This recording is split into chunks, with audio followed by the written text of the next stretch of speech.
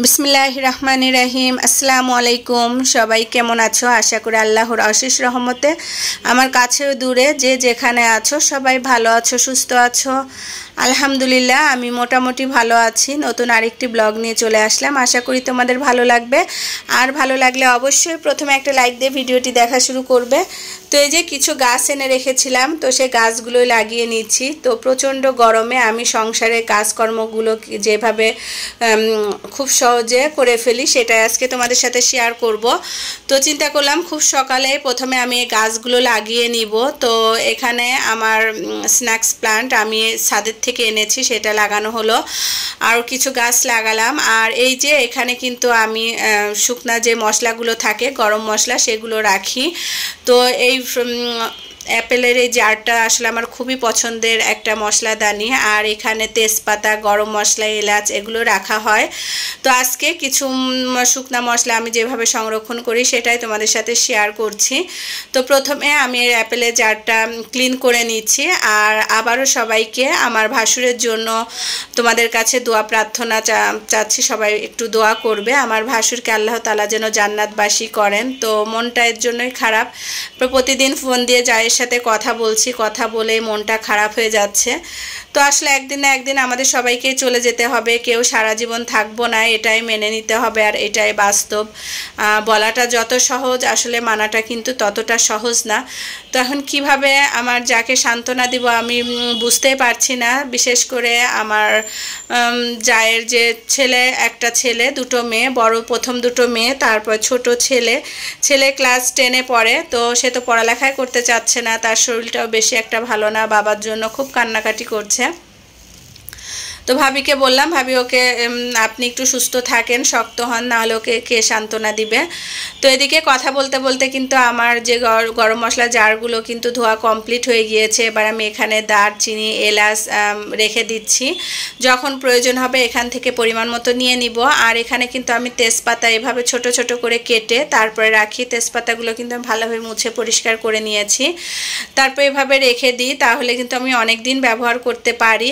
আর দেখতেও খুব ভালো লাগে, একটার সাথে একটা মিশে যায় না। আলাদা আলাদা করে রাখলে আমার জন্য সুবিধা হয়, রান্নাটাও খুব দ্রুত হয়ে যায়। তো যারা একসাথে রেখে দেন তারা কিন্তু এই যে বেছে বেছে বের করতে হয়, এভাবে রাখলে কিন্তু খুঁজে বের করতে হয় না, যেটা প্রয়োজন সেটা এখান থেকে নেওয়া যায়।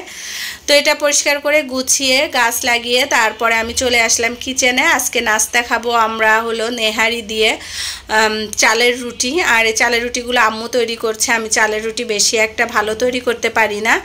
তো গরুর নিহারিটা রান্না করছি, সেই ভিডিও আর আপনাদের সাথে শেয়ার করা হয়নি, একটু ঝালঝাল করে রান্না করেছি। আর নিহারি দিয়ে চালের রুটি দিয়ে খেতে কিন্তু বেশ দারুণ লাগে। তো আপনাদের ভাইয়ার নাস্তা দিয়ে দিয়েছি। আর বাচ্চারা তো স্কুলে আছে, এখন আমরা দুজন মিলে নাস্তা খেয়ে তারপরে খুব দ্রুত আমাকে স্কুলে বের হতে হবে, কেননা ছোটো মেয়ে ছুটি হয়ে যাবে, ওকে নিয়ে আবার ওর কোচিংয়ে দিয়ে আসতে যাব। তো আমি কিছুটা চালের রুটি এভাবে সংরক্ষণ করে রাখছি। চালের রুটিও কিন্তু যারা চান তারা এইভাবে সংরক্ষণ করে রাখতে পারেন, যখন প্রয়োজন হবে তখন বের করে তারপরে বাচ্চাদেরকে গরম করে দিতে পারেন, মাংসের ঝোলের সাথে খেতে পারবে। তো স্কুল ছুটি হয়ে গিয়েছে, মেয়ে দাঁড়িয়ে আছে আমার জন্য। তো মেয়ে বলছে আম্মু অনেকক্ষণ ধরে দাঁড়িয়ে আছি, তুমি কেন দেরি করলে? তো বললাম যে বাবা সংসারে কাজকর্ম গুছিয়ে তারপরে তো আসতে হয়, একটু তো দেরিই হবে, তো বুঝতে তো হবে বাবা আমি কত কাজ গুছিয়ে এসেছি যে দুপুরে রান্না করব। তো মেয়েকে বুঝিয়ে তারপর মেয়েকে কোচিংয়ে নিয়ে এসে দিয়ে তারপরে বাসায় চলে যাব। আর এই হলো আমার ছোট মেয়ের কোচিং। কিছুদিন বাসায় পড়িয়েছি ম্যাডামের কাছে। তো ম্যাডামের কাছ থেকে পড়ে মেয়ে সেভাবে আসলে বুঝতে পারছে না। যত যাই করি না কেন আমাদেরকে বাচ্চাদের সময় দিতেই হবে, আর বাচ্চাদেরকে সময় না দিলে এলোমেলো হয়ে যাবে। তো এলোমেলোই হয়ে গিয়েছে, এখন আবার হাল ধরেছি, কি করব, নিজে রেস্ট নিতে গেলে আর বাচ্চারা পড়ালেখা করতে চায় না। তো যাই হোক, সকল বাচ্চাদের এরকম হয় কিনা জানি না, আমার বাচ্চারা আবার আমার কাছেই পড়তে বেশি পছন্দ করে।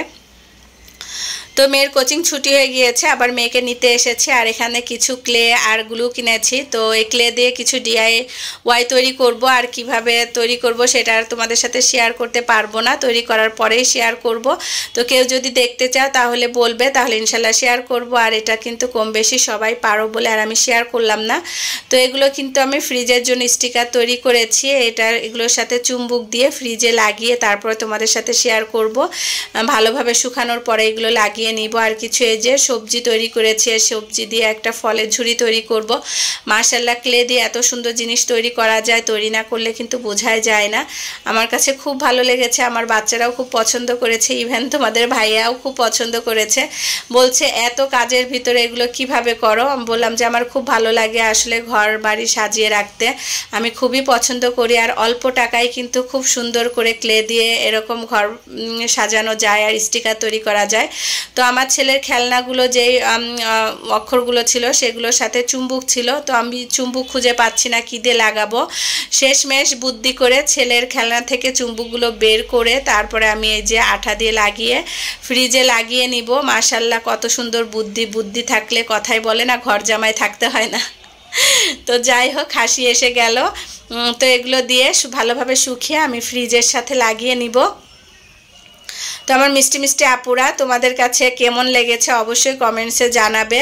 আমার কাছে ভালো লেগেছে, ফ্রিজে সেট করার পরে কিন্তু আরও বেশি ভালো লেগেছে।